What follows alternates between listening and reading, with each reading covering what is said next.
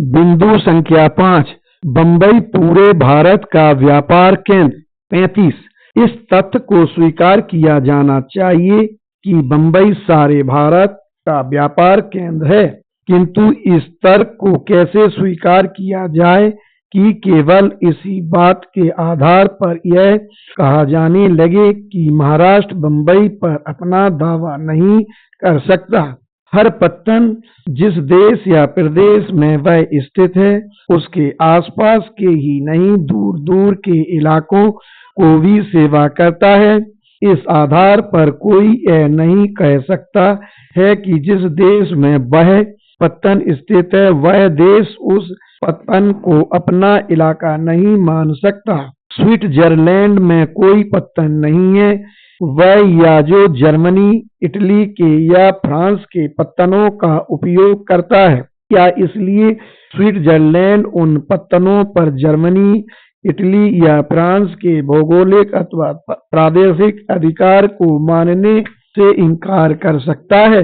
तो फिर बंबई पर महाराष्ट्र का दावा केवल इसलिए क्यों स्वीकार नहीं किया जाए कि महाराष्ट्र के अतिरिक्त अन्य प्रांत भी उसका उपयोग करते हैं?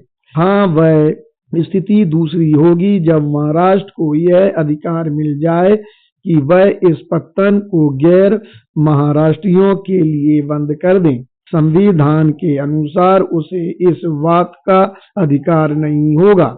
परिणामतः बंबई के महाराष्ट्र में मिल जाने पर भी गैर महाराष्ट्र वासियों के लिए इस पत्तन को पहले की ही तरह उपयोग करते रहने के अधिकार में किसी तरह का अंतर नहीं आएगा। बिंदु संख्या 6 गुजराती बंबई के व्यापार और उद्योग के मालिक।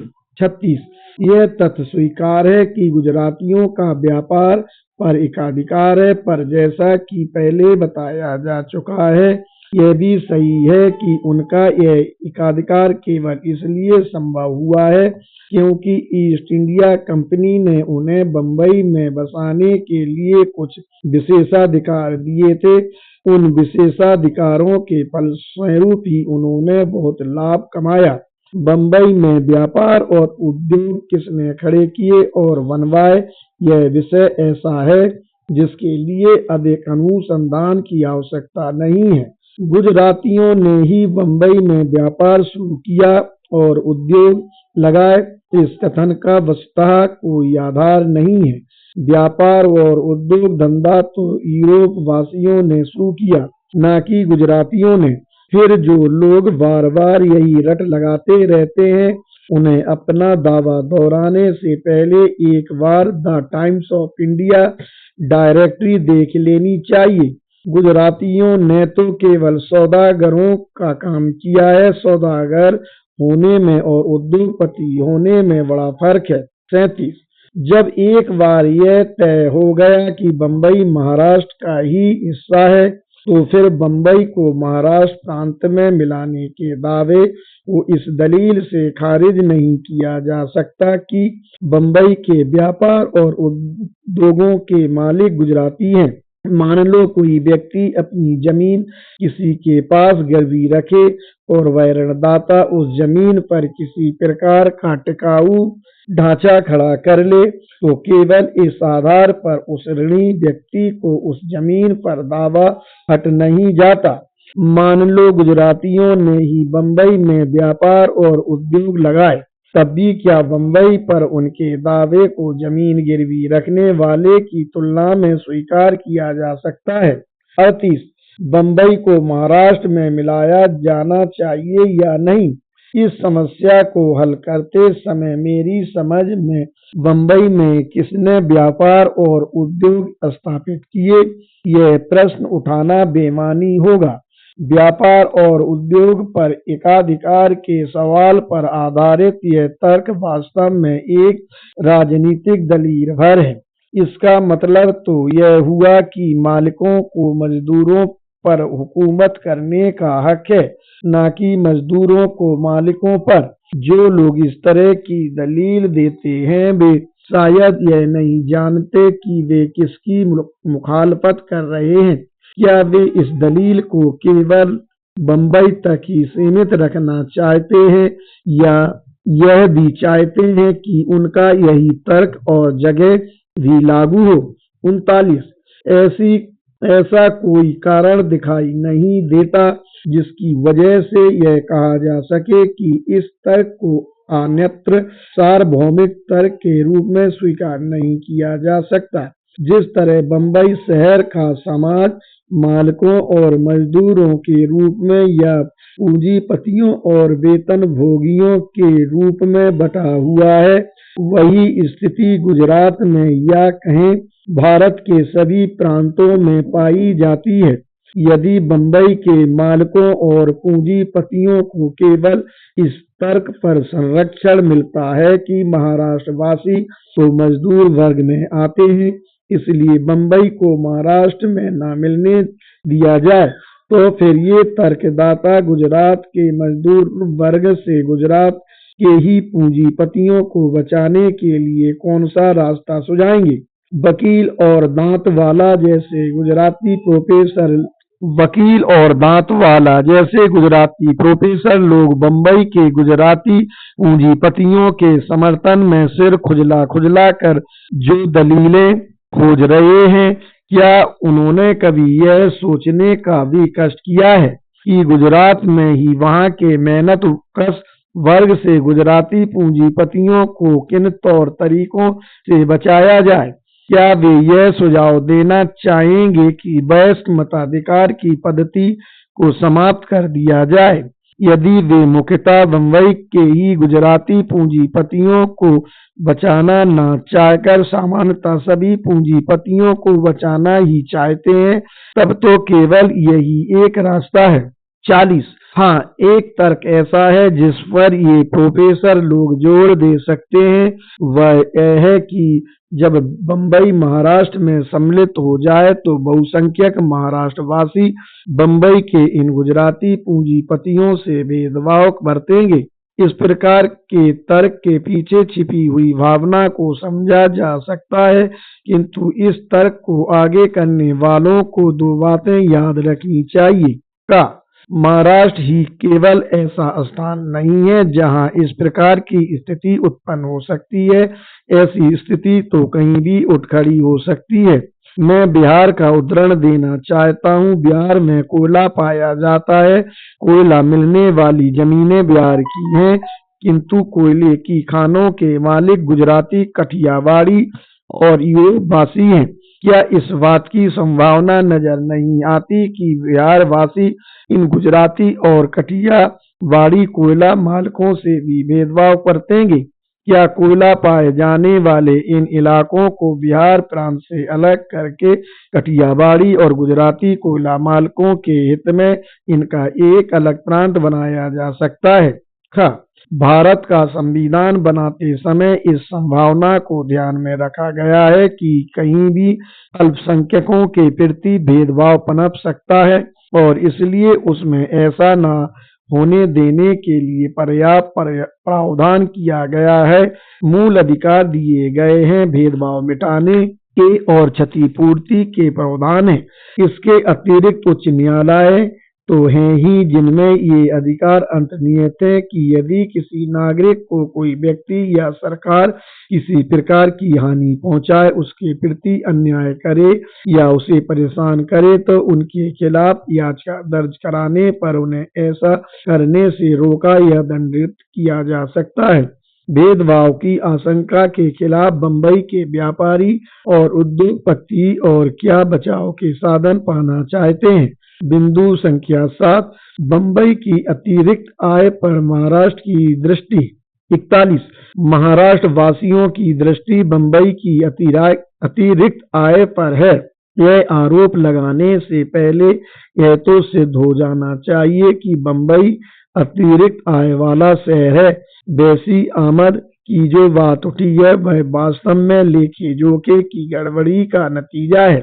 लेखे जोखे में गड़बड़ी तब मानी जाएगी जब 1 गवर्नर और उसके अमले, 2 मंत्रियों और उनके अमलों, 3 धारासभा, 4 न्यायपालिका, 5 पुलिस और 6 पुलिस कमिश्नरों और शिक्षा निदेशकों जैसे प्रांतीय अमलों पर होने वाले सभी प्रकार के खर्चों को लेखांकन में सम्मिलित न किया जाए।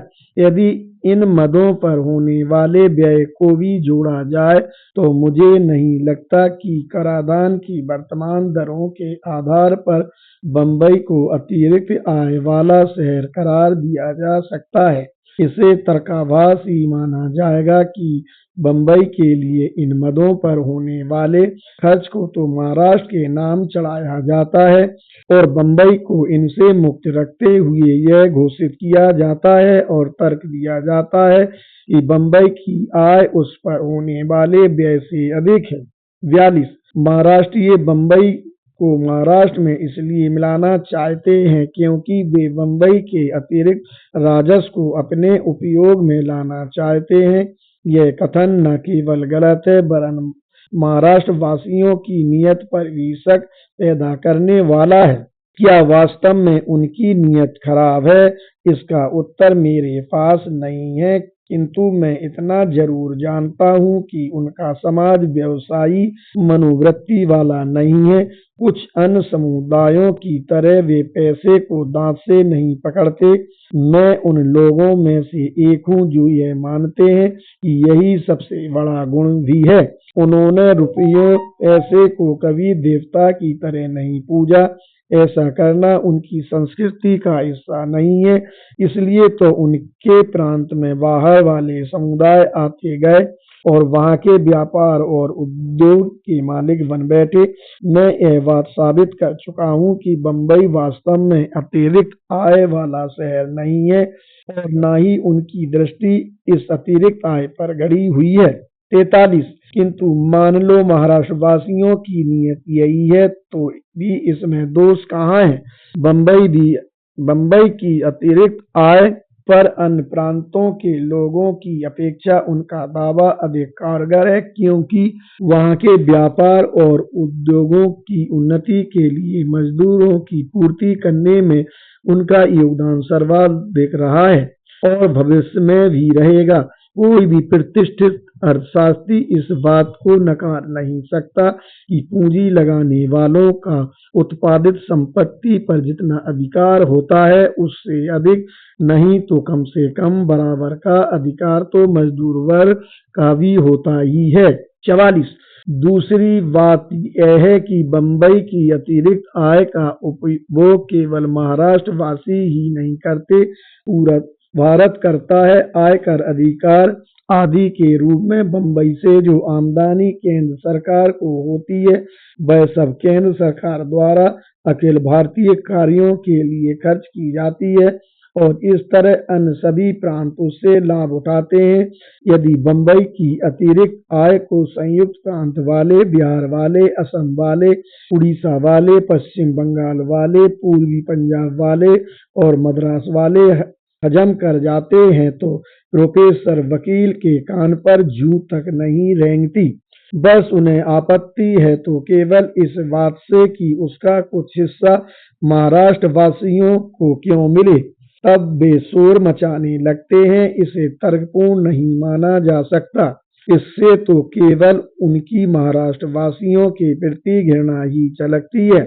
45 मान लो बम्बई का एक अगला प्रांत बन जाता है तब भी मेरी समझ में यह बात नहीं आती कि प्रोफेसर वकील बम्बई की अतिरिक्त आय में महाराष्ट्र की हिस्सेदारी को कैसे रोक पाएंगे।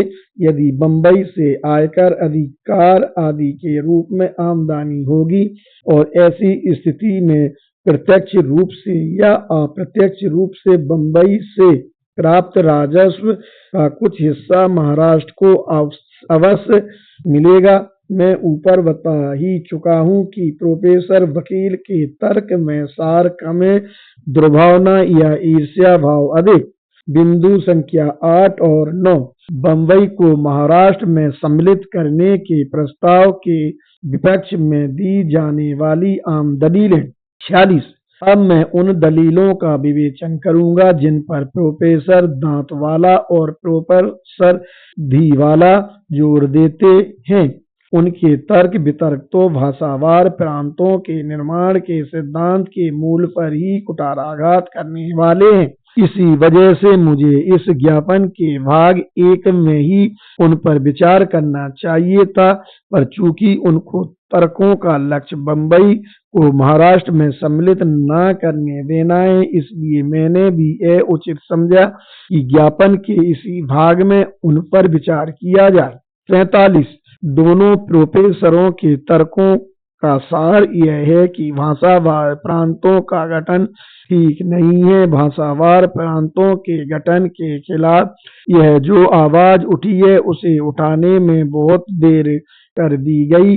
दोनों प्रोफेसर कब से इसके खिलाफ हैं यह पता नहीं चल पाया। क्या वे भाषा के आधार पर गुजरात के पुनर्गठन के भी विरुद्ध हैं, इसे भी उन्होंने स्पष्ट नहीं किया है। कहीं ऐसा तो नहीं कि भाषावार प्रांतों के गठन के सिद्धांत को तो वे मान्यता देते हैं, किंतु जब उन्होंने देखा कि इसे मान लेने पर बंबई से हाथ धोना पड़ सकता है, क्योंकि इस सिद्धांत के आधार पर ही तो बंबई महाराष्ट्र में लिया जाएगा, तो अचानक वे बौखला उठे और इसका विरोध करने लगे। शायद यह एक ऐसा मामला है जिसमें कोई व्यक्ति अपने उद्देश्य की पूर्ति के लिए अपने तर्कों को उपयुक्त न पाकर किसी ऐसे तर्क का सहारा लेने को बाध्य हो जाता है जो उसी बात को अधिक सही तौर पर प्रमाणित कर देता है जिसे वह छोड़ना चाहता था।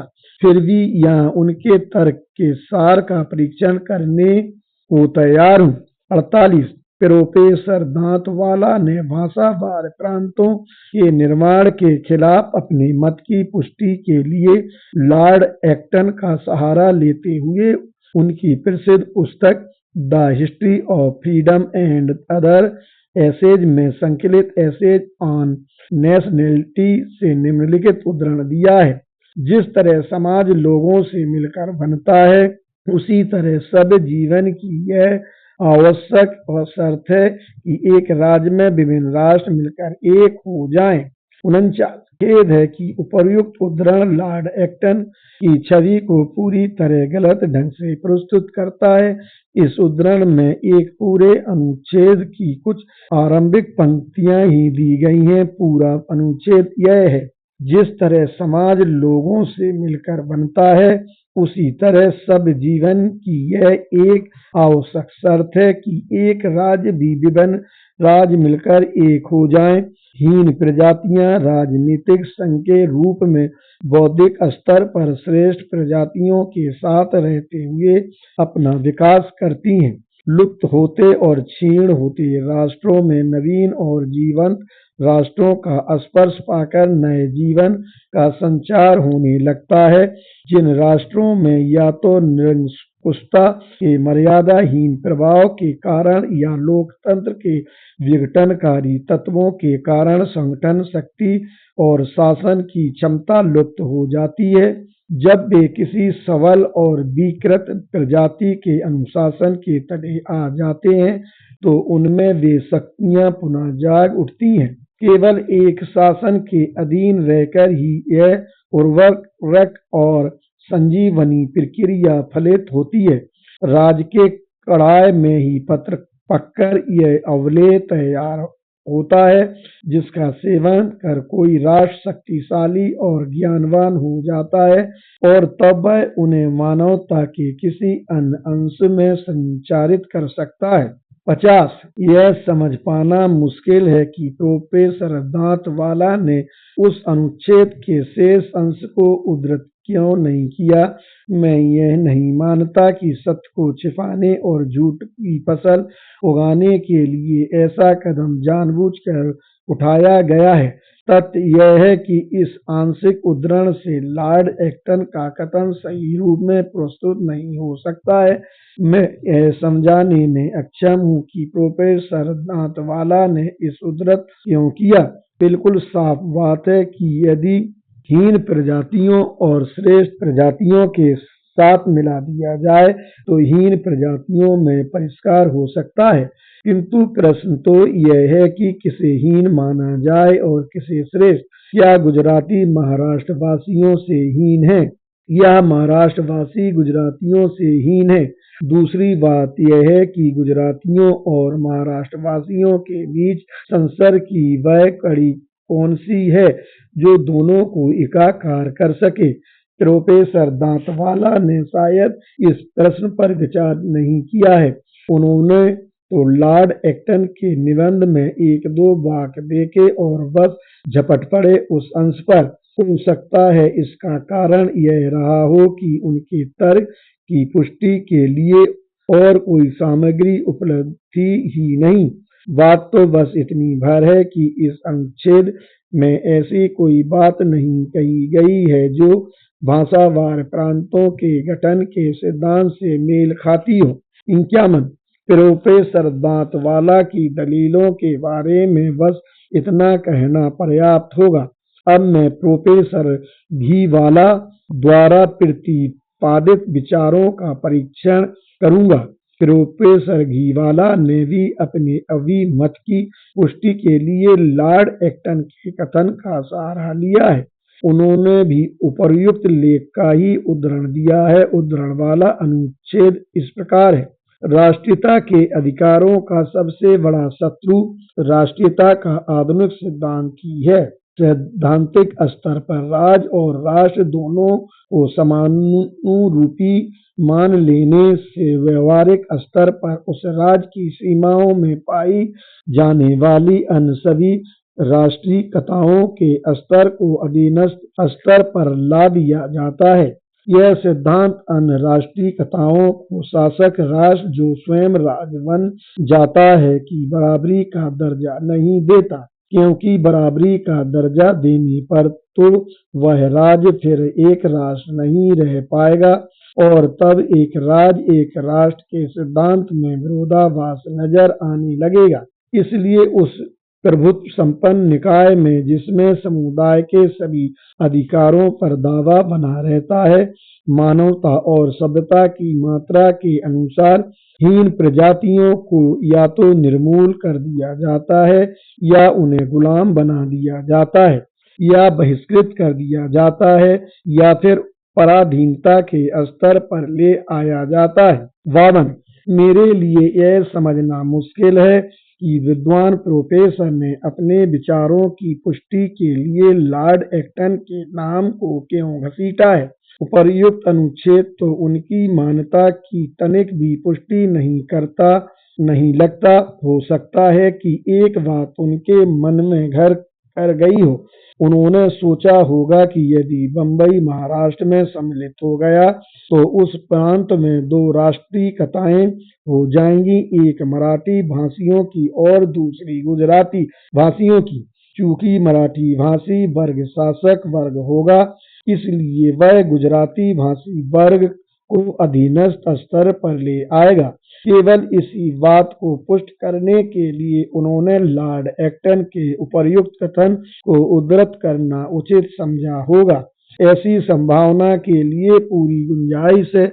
उन्होंने समस्या को जिस रूप में प्रस्तुत किया है उसके बारे में मेरी आपत्ति नहीं है, किंतु उन्होंने जो निष्कर्ष निकाले हैं उनके बारे में मैं घोर आपत्ति प्रकट करता हूँ। 53 पहली बात तो यह है कि भारत जैसे देश में जहाँ समाज पूरी तरह से संप्रदायों में बटा हुआ है, चाहे जिस तरह से उसे प्रशासनिक क्षेत्रों में बांटा जाए, हर क्षेत्र में हमेशा कोई न कोई समुदाय विशेष अपनी जनसंख्या के बल पर प्रभावशाली रहेगा ही रहेगा। क्योंकि वह प्रभावशाली समुदाय होगा, इसलिए उस क्षेत्र को जो भी राजनीतिक शक्तियां मिलेंगी वह सब उसी समुदाय में नियत होंगी। यदि बंबई सहित एकीकृत महाराष्ट्र में प्रांत में मराठी भाषी समुदाय गुजराती भाषी लोगों की तुलना में प्रभावशाली हो जाता है, तो क्या ऐसी संभावना को केवल महाराष्ट्र तक ही सीमित किया जा सकता है? क्या ऐसी परिघटना मराठी भाषी लोगों के बीच संभव नहीं है? गुजरात प्रांत के पुनर्गठन के बाद क्या यही बात गुजरात पर लागू नहीं होगी? मराठी भाषी लोग भी मराठों और गैर मराठों के रूप में पूरी तरह विभक्त है। चूंकि मराठा वर्ग प्रभावशाली है, इसलिए मुझे पूरा विश्वास है कि वह वर्ग गुजराती भाषियों और गैर मराठा दोनों को ही अधीनस्थ श्रेणी पर ले आएगा। इसी तरह गुजरात के कुछ हिस्सों में अनाविल ब्राह्मण वर्ग प्रभावशाली है, तो कुछ अन्य क्षेत्रों में पाटीदार वर्ग। पूरी संभावना है कि अनाविल ब्राह्मण वर्ग और पाटीदार वर्ग दोनों ही अन्य समुदायों को अपने अपने क्षेत्रों में पछाड़ देंगे। इसलिए कहा जा सकता है कि यह समस्या केवल महाराष्ट्र की समस्या नहीं है, यह तो एक आम समस्या अर्थात अखिल भारतीय समस्या है। 54 इस समस्या का समाधान क्या है? प्रोफेसर घीवाला की मान्यता है कि यदि मिश्रित राज्य बना दिए जाएं तो समस्या हल हो सकती है। यह हल प्रोफेसर घीवाला के मस्तिष्क की उपज नहीं है, उन्होंने इसे लॉर्ड एक्टन से ही ग्रहण किया है। मेरे मतानुसार निसंदेह लॉर्ड एक्टन द्वारा सुझाया गया यह हल पूरी तरह गलत है। लॉर्ड एक्टन ने अपने मत की पुष्टि में ऑस्ट्रिया का उदाहरण दिया है और दुर्भाग्यवश ऑस्ट्रिया का जो हाल हुआ उसे अपनी आंखों से देखने के पूर्व ही लॉर्ड एक्टन का निधन हो गया। ऑस्ट्रिया एक मिश्रित राज्य था। मिश्रित राज्य होने की वजह से लॉर्ड एक्टन के मतानुसार उसमें सारी राष्ट्रीयताएं सुरक्षित रहनी चाहिए थी, पर सुरक्षित रहने के स्थान पर उन सभी में फूट पड़ गई और परस्पर संघर्ष होने लगा। परिणाम जो हुआ वह सबके सामने है।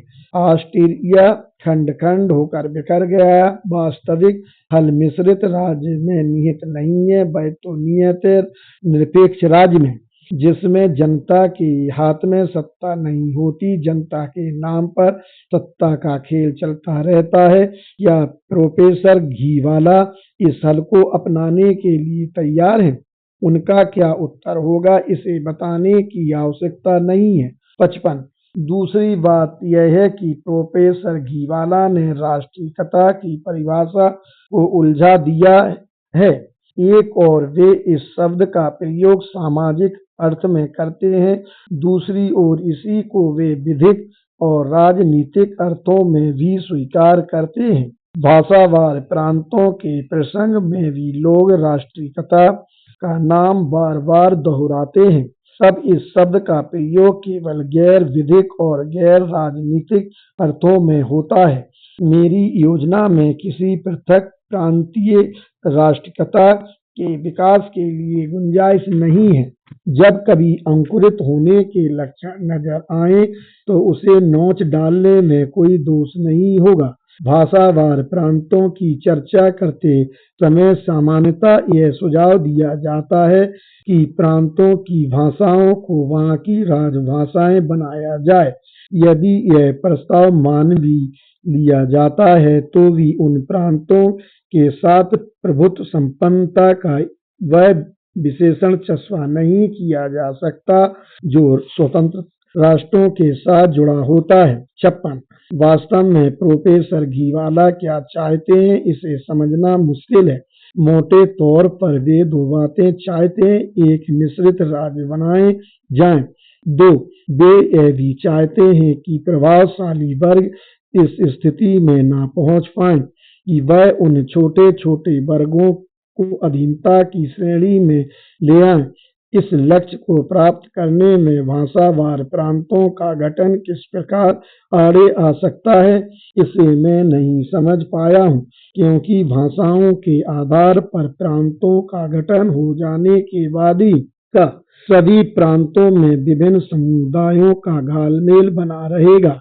यही तो मिश्रित राज्य होगा जिसकी मांगे प्रोफेसर घीवाला कर रहे हैं। हाँ, यदि प्रोफेसर घीवाला की यह मंशा है कि एक निश्चित संकल्पना वाला मिश्रित राज्य बने जो छोटे छोटे समुदायों या राष्ट्रीयताओं की रक्षा कर सके, तो ऐसी संभावना भी है।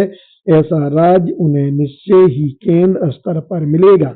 मैं पहले ही कह चुका हूँ कि मिश्रित राज्य ना तो अच्छा राज्य होगा और ना ही अस्थायी राज्य। फिर भी यदि प्रोफेसर घीवाला को यह पसंद है तो वह किसी न किसी रूप में उनको मिल ही जाएगा। प्रांतों के स्तर पर भी और केंद्र के स्तर पर भी।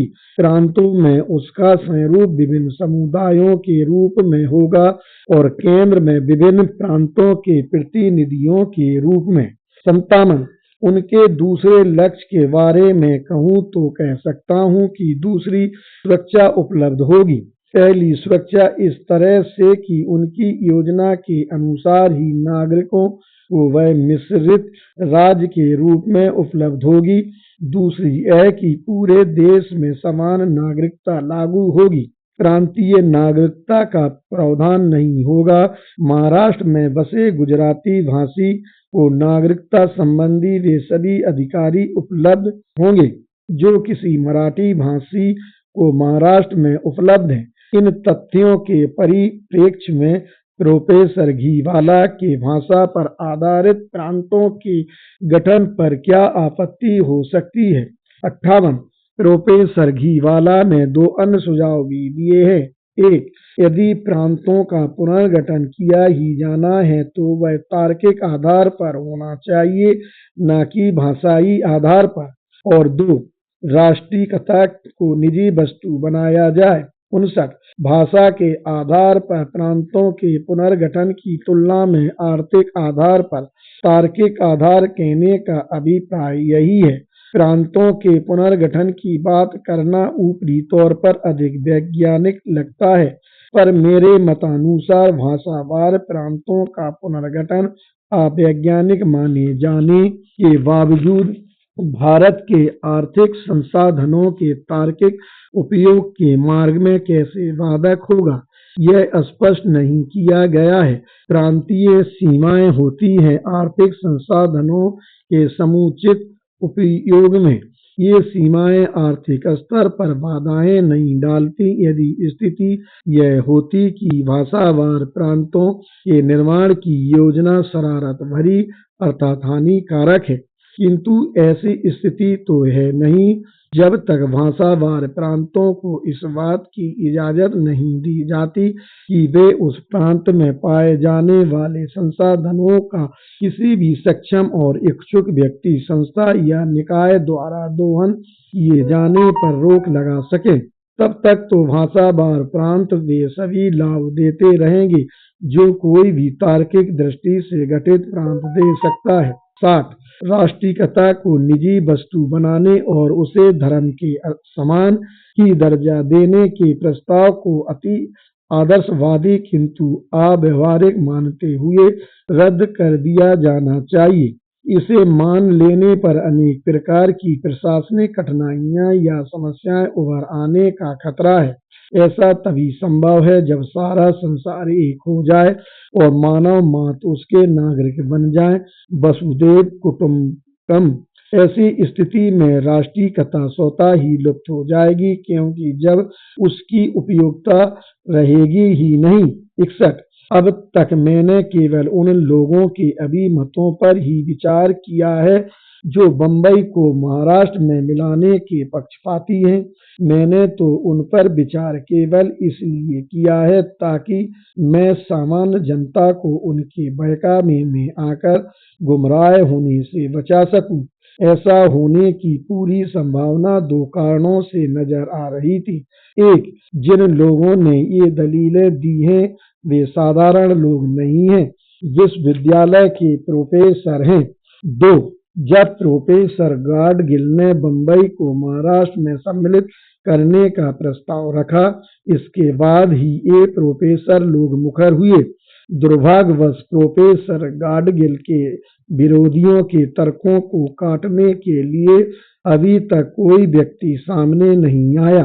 परिणाम स्वरूप यह धारणा बनती जा रही थी कि प्रोफेसर गाडगिल के प्रतिद्वंदियों ने मैदान मार लिया है। इस धारणा को और अधिक पुख्ता न होने देना अत्यंत आवश्यक हो गया था। सिक्के का दूसरा पहलू। 62 ऐसे भी कुछ तर्क हैं जिनकी कल्पना प्रोफेसर गॉडगिल के विरोधी नहीं कर सके थे, किंतु जिन्हें इस दावे के पक्ष में कि बंबई का विलय महाराष्ट्र में होना चाहिए न्यायपूर्वक और बलपूर्वक प्रस्तुत किया जा सकता है। हो सकता है कि ये तर्क आयोग को स्वयं ही सूझ जाएं, किंतु मैं इस मामले को भाग्य के भरोसे छोड़ना नहीं चाहता, इसलिए मैं नीचे इनका भी विवेचन प्रस्तुत कर रहा हूँ। हो सकता है कि मेरे इस प्रयास को आयोग वृथा प्रयत्न माने। कलकत्ता और बंबई। 63 बंबई को महाराष्ट्र से विलग करने के मामले पर अपना फैसला देने से पहले आयोग को कलकत्ता की स्थिति पर भी विचार कर लेना होगा। बंबई की तरह कलकत्ता भी भारत के पूरे पूर्वी भाग का मुख्य व्यापार केंद्र है। बंबई में जिस तरह महाराष्ट्रवादी अल्पसंख्यक है, ठीक वही स्थिति कलकत्ता में बंगालियों की है। बंबई के महाराष्ट्रवासियों की ही तरह कलकत्ता के बंगालियों का वहाँ के व्यापार और उद्योगों पर अधिपत्य नहीं है। बंबई के मराठी भाषियों की तुलना में कलकत्ता के बंगालियों की स्थिति बदतर है। ऐसा इसलिए है कि मराठी भाषी कम से कम यह दावा तो कर ही सकते हैं कि बंबई के व्यापार और व्यवसाय में उनकी पूंजी नहीं लगी है। तो क्या हुआ, वे वहाँ मजदूरों के रूप में काम तो कर ही रहे हैं। बंगाली तो यह दावा भी करने की स्थिति में नहीं है। यदि यह आयोग महाराष्ट्र से बंबई के विलयन के तर्कों को मान सकता है, तो उसे इन्हीं तर्कों के आधार पर पश्चिम बंगाल से कलकत्ता के पृथक्करण की सिफारिश करने के लिए भी तैयार रहना चाहिए, क्योंकि एक अत्यंत महत्वपूर्ण प्रश्न यह पूछा जा सकता है कि यदि दिए गए कारणों से बंबई को महाराष्ट्र से अलग किया जा सकता है, तो उन्हीं विद्यमान कारणों की वजह से कलकत्ता को पश्चिम बंगाल से अलग क्यों न कर दिया जाए। क्या बंबई आर्थिक दृष्टि से आत्मनिर्भर है? 64 बंबई को महाराष्ट्र से अलग रखा जाए, इससे पहले यह सिद्ध किया जाना चाहिए कि क्या आर्थिक दृष्टि से बंबई आत्मनिर्भर प्रांत है। मैं पहले ही बता चुका हूं कि यदि राजस्व और व्यय का समुचित लेखांकन किया जाए, तो कराधान के वर्तमान स्तर के आधार पर बंबई एक आत्मनिर्भर प्रांत नहीं बन सकेगा। यदि ऐसा है, तो फिर बंबई को एक अलग प्रांत बनाने का प्रस्ताव धराशायी हो जाना चाहिए। उड़ीसा और असम जैसे प्रांतों के साथ बंबई की तुलना करना अनुचित होगा। बंबई में प्रशासन का स्तर, जीवन का स्तर और परिणामतः मजदूरी वेतन का स्तर सभी इतने अधिक ऊंचे हैं कि यदि वहां कराधान की दरें कितनी भी अधिक क्यों न बढ़ा दी जाएं, वह अपने खर्चों के लिए आवश्यक मात्रा में राजस्व नहीं जुटा पाएगा। बृहत्तर बंबई के प्रस्ताव का उद्देश्य। 65 बंबई प्रांत आर्थिक दृष्टि से आत्मनिर्भर हो सकेगा या नहीं, यह आशंका इसलिए भी बढ़ गई क्योंकि बंबई सरकार ने अनुचित जल्दी दिखाते हुए तत्कालीन बंबई की सीमाओं में महाराष्ट्र के आसपास के हिस्सों को मिलाकर बृहत्तर बंबई का गठन कर दिया। ऐसा प्रतीत होता है कि ऐसा करने का एकमात्र उद्देश्य बंबई को आर्थिक दृष्टि से आत्मनिर्भर बनाने के अतिरिक्त और कुछ नहीं हो सकता। और उद्देश्य हो भी क्या सकता है, जब तक बंबई महाराष्ट्र का हिस्सा बना रहे, तब तक तो मराठी भाषियों को इस बात से कोई फर्क नहीं पड़ता कि महाराष्ट्र का कौन सा हिस्सा किस प्रशासनिक क्षेत्र में मिला दिया जाए, किंतु जब बंबई को आर्थिक दृष्टि से आत्मनिर्भर बनाने के उद्देश्य से बेहतर बंबई बनाकर एक अलग प्रांत बनाने की बात उठी, तो मराठी भाषियों को अपने इलाकों से हाथ धोने की बात सहन नहीं हुई। अब देखना यह है कि बृहत्तर बंबई की योजना ने जो जिम्मेदारी राज्य पुनर्गठन आयोग पर डाली है, उसे वह कैसे निभाता है। क्या वह न्यायपूर्ण तरीके से मराठी भाषियों को इस बात के लिए बाध्य कर सकेगा कि वे न केवल गुजरातियों की इस मांग के आगे झुक जाएं कि वे बम्बई का मूल त्याग दें, पर उनकी यह अगली मांग भी मान लें कि बम्बई को आर्थिक दृष्टि से आत्मनिर्भर बनाने के उद्देश्य से अपने प्रांत के कुछ भूभाग की भी उन्हें समर्पित कर दें। आयोग को इस बारे में न्याय करना है, वह अपनी इस जिम्मेदारी से बच नहीं सकता। 66 महाराष्ट्र और बम्बई न केवल एक दूसरे पर आश्रित हैं, वरन वस्तुतः वे एक और अविभाज्य हैं। इन दोनों का पृथक्करण दोनों के लिए ही घातक होगा। बम्बई के लिए पानी और बिजली महाराष्ट्र से आते हैं।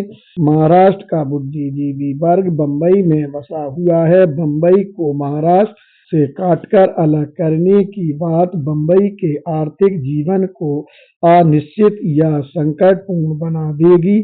साथ ही इससे महाराष्ट्र की आम जनता अपने बुद्धिजीवी वर्ग से कटकर रह जाएगी। तब उसे मार्गदर्शन और नेतृत्व किससे मिलेगा? वह तो कहीं की न रहेगी। पंच फैसला ही इसका समाधान। 67 कुछ लोगों ने इस तरह का सुझाव भी दिया है कि बम्बई की समस्या का समाधान मध्यस्थता यानी पंच फैसले से होना चाहिए। मैंने कभी इससे बेहुदा सुझाव नहीं सुना था। ऐसा करना वैसी ही बेहूदगी होगी जैसी किसी दाम्पत्य जीवन संबंधी विवाद के मामले को पंच फैसले पर छोड़ना। दाम्पत्य जीवन का गठबंधन तो अत्यंत व्यक्तिगत मामला है जिसे कोई तीसरा नहीं सुलझा सकता।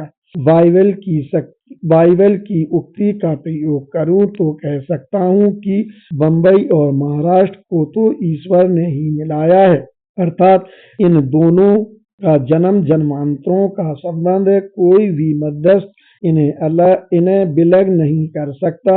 अगर प्राधिकार है तो केवल आयोग को यही अधिकरण इस बारे में निर्णय दे सकता है। देखें वह क्या करता है। अध्याय 4 निरीक्षण तथा संतुलन के उपायों की आवश्यकता। भाषावार प्रांतों से संबंधित लेख। द टाइम्स ऑफ इंडिया दिनांक 23 अप्रैल 1953 से निरीक्षण तथा संतुलन के उपायों की आवश्यकता। अंग्रेजों ने भारत पर 150 वर्षों से अधिक तक राज किया, पर उन्होंने कभी यह नहीं सोचा कि भाषावार राज्य बनाए जाएं, जबकि उस समय भी यह समस्या थी।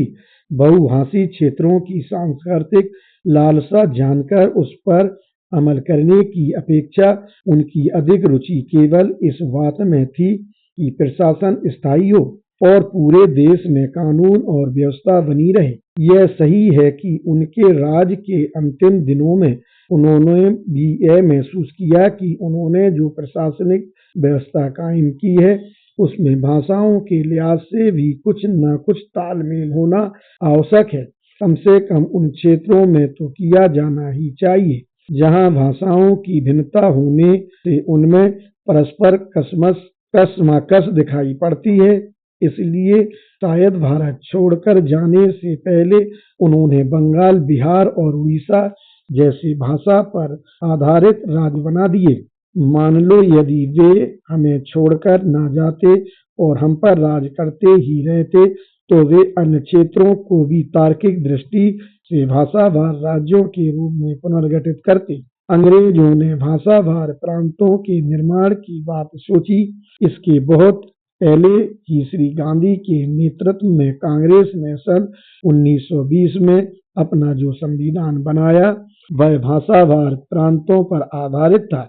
इस प्रकार का संविधान बनाने के पीछे जो विचारधारा रही वह उनकी अस्थायी विचारधारा थी या लोगों को कांग्रेस की ओर आकर्षित करने के लिए सोचा गया तात्कालिक प्रलोभन मात्र था। इसके बारे में अब अटकलें लगाना उचित नहीं होगा, पर हाँ, इस बात में तो संदेह नहीं है कि देर से ही सही पर अंग्रेजों को यह समझ में आ गया था कि भाषाई आधार को भी ध्यान में रखा जाना चाहिए और इसलिए उन्होंने इससे सीमित मात्रा में सही पर कार्य रूप में परिणत किया हुई विरोध। सन 1945 तक तो कांग्रेस ने उस समस्या की ओर ध्यान नहीं दिया।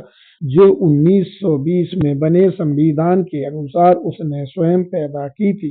सन 1945 में जब कांग्रेस के हाथ में शासन की बागडोर आई, तब इस जिम्मेदारी को निभाने का बोझ उस पर आ पड़ा। भाषावार प्रांतों के गठन के हाल ही के इतिहास पर नजर डालने से यह पता चलता है कि उस मामले की भाषावार प्रांतों के निर्माण का प्रस्ताव रखकर एक संसद सदस्य ने पहल की। सरकार की ओर से बहस का उत्तर देने की जिम्मेदारी मेरी थी। वरिष्ठ सत्ताधारियों की राय जानने के लिए मैंने उनसे विचार विमर्श किया। यह बात विचित्र लग सकती है, किंतु मुझे साफ पता चल गया कि हाईकमान भाषावार प्रांतों के निर्माण के कतई खिलाफ है। इन परिस्थितियों में यही ठीक समझा गया कि बहस का उत्तर यदि प्रधानमंत्री स्वयं दें तो ठीक रहेगा। बहस का उत्तर देते हुए प्रधानमंत्री ने सदन को यह आश्वासन दिया कि जल्दी ही आंध्र राज्य का गठन किया जाएगा। प्रधानमंत्री के इस आश्वासन के फलस्वरूप प्रस्ताव वापस ले लिया गया। फिर मामला वहीं शांत हो गया। दूसरी बार संविधान प्रारूप समिति के अध्यक्ष के नाते मुझे दूसरी बार इस समस्या का सामना करना पड़ा। जब संविधान का प्रारूप तैयार हो चुका तो मैंने प्रधानमंत्री को पत्र लिखकर पूछा कि प्रस्ताव पर हुई बहस के उत्तर में उन्होंने सदन को जो आश्वासन दिया था उसको ध्यान में रखते हुए क्या मैं संविधान में का वर्ग के राज्यों में आंध्र को एक अलग राज्य के रूप में सम्मिलित कर दूं। उनका क्या उत्तर आया था इसके बारे में और क्या हुआ इसकी ना तो मुझे याद है और ना ही मेरे पास इस समय उसका कोई प्रमाण उपलब्ध है, किंतु मैं इतना अवश्य जानता हूँ कि तब संविधान सभा के सभापति डॉक्टर राजेंद्र प्रसाद ने यूपी के एक वकील श्रीधर की अध्यक्षता में भाषावार प्रांतों के गठन पर विचार करने के लिए एक समिति बना दी। यह धर समिति किसी और बात के लिए नहीं तो कम से कम एक बात के लिए तो अवश्य याद की जाती रहेगी। समिति ने यह कहा था कि भाषा के आधार पर चाहे महाराष्ट्र को एक अलग राज्य का दर्जा दिया जाए, किंतु बम्बई को किसी भी हालत में महाराष्ट्र में सम्मिलित नहीं किया जाए। कांग्रेस के जयपुर अधिवेशन में उस रिपोर्ट प्रतिवेदन पर विचार हुआ। जयपुर कांग्रेस ने 3 सदस्यों की एक समिति बनाई जिसमें प्रधानमंत्री श्री वल्लभ भाई पटेल और डॉक्टर पट्टाभी सीतारमैया ने उन्होंने जो रिपोर्ट दी उसका सार यह है कि आंध्र प्रांत का अविलंब गठन किया जाए, किंतु मद्रास शहर तमिलों के पास ही रहे। ब्यौरेवार बातें तय करने के लिए एक अन्य समिति बनाई गई। उसने भी कामोबेश सर्वसम्मति से रिपोर्ट दी। श्री प्रकाशम सहित आंध्र के अनेक सदस्यों ने इस रिपोर्ट का विरोध किया। वे लोग किसी भी हालत में मद्रास पर अपने दावे को छोड़ने के लिए तैयार नहीं थे। इस तरह इस मामले पर निर्णय नहीं किया जा सका। इसके बाद श्री पोट्टी श्री रामुलु वाली दुर्घटना हुई। श्री रामुलु ने आंध्र प्रांत के लिए आत्मोत्सर्ग किया। शासक दल के कामकाज पर यह शर्मनाक टिप्पणी ही मानी जाएगी कि एक ऐसे काम के लिए श्री रामुलु को अपनी जान से हाथ धोना पड़ा जिसकी वैधता को कांग्रेस मान चुकी थी। अब जिस नए आंध्र प्रांत के निर्माण की बात मानी जा चुकी थी उसे स्वर्गवासी श्री रामुलु की आत्मा के लिए प्रधानमंत्री द्वारा किया गया पिंडदान ही मानना होगा। क्या किसी अन्य देश में सरकार के इस तरह के काम को सहन किया जा सकता था? अब इसके बारे में बहस से क्या फायदा? मेरी राय में किसी भी भाषावार राज्य के अस्तित्व में आने से पहले 3 शर्तें पूरी होनी चाहिए। पहली शर्त यह है कि वह राज्य आर्थिक दृष्टि से आत्मनिर्भर हो। संविधान बनाते समय देशी रियासतों के विलय के प्रश्न पर जब विचार किया गया तो इस नियम को नितांत अनिवार्य माना गया था। केवल उन्हीं देशी रियासतों को स्वतंत्र राज्यों का दर्जा दिया गया जो आर्थिक दृष्टि से आत्मनिर्भर थी, शेष सभी को पड़ोसी राज्यों में मिला दिया गया। सहारा जैसी स्थिति। क्या प्रस्तावित आंध्र राज्य आर्थिक दृष्टि से आत्मनिर्भर है? न्यायमूर्ति श्री वांचू ने स्पष्ट रूप से यह माना था कि आंध्र राज्य का वार्षिक राजस्व घाटा 5 करोड़ रुपया होगा। क्या इस घाटे को कम करने के लिए आंध्र राज्य या तो नए कर लगाएगा या अपना खर्च कम करेगा? आंध्र वासियों पर ही इसका असर होगा। क्या इस घाटे की पूर्ति की जिम्मेदारी केंद्र अपने ऊपर लेगा? यदि हाँ, तो क्या यह जिम्मेदारी केवल प्रस्तावित आंध्र राज्य तक ही सीमित रहेगी या केंद्र ऐसे ही अन्य मामलों में भी जिम्मेदारी उठाएगा? इन प्रश्नों का जवाब मिलना चाहिए। नए आंध्र राज्य की राजधानी नियत नहीं की गई है। प्रसंगवश मैं कहना चाहूंगा कि मैंने यह कभी नहीं सुना कि कोई नया राज्य बना हो और यह तय नहीं हुआ हो कि उसकी राजधानी क्या होगी। श्री राजगोपालाचारी, जो पक्के तमिल हैं, आंध्र राज्य की सरकार के प्रति इतना शिष्टाचार नहीं बरतेंगे कि उसे एक रात के लिए ही सही मद्रास शहर में टिकने दें। जैसा कि हिंदू धर्म सभी हिंदुओं को अपने अतिथियों के प्रति अपनाने की शिक्षा देता है, नई सरकार को अपना आवास स्वयं ढूंढना होगा और सरकार चलाने के लिए अपने घर बनाने होंगे। इसके लिए वह कौन सी जगह चुनेगी? खोखे खड़े करने के लिए पैसा कहाँ से आएगा? आंध्र तो सहारा के रेगिस्तान जैसा है जहाँ कोई नखलिस्तान भी नहीं है। यदि उसकी सरकार इस सहारा में तत्कालिक शरण लेती है तब भी आगे चलकर उसे किसी अधिक स्वास्थ्यप्रद स्थान में अपना लावाजमा ले जाना ही होगा। इस तरह इस अस्थायी मुख्यालय पर अनावश्यक खर्च करना होगा। क्या सरकार ने समस्या के इस पहलू पर भी विचार किया है? अभी से क्यों न उन्हें ऐसा स्थान आवंटित कर दिया जाए जहां अस्थायी तौर पर राजधानी रखने की संभावना अधिक नजर आती हो। मेरी दृष्टि में राजधानी के लिए वारंगल सर्वाधिक उचित स्थान है। वह आंध्र की पुरानी राजधानी रहा है। यहाँ रेलवे जंक्शन है, यहाँ पर्याप्त संख्या है, भवन भी उपलब्ध है। यह सही है कि यह शहर आंध्र के उस इलाके में स्थित है जो हैदराबाद रियासत का हिस्सा है।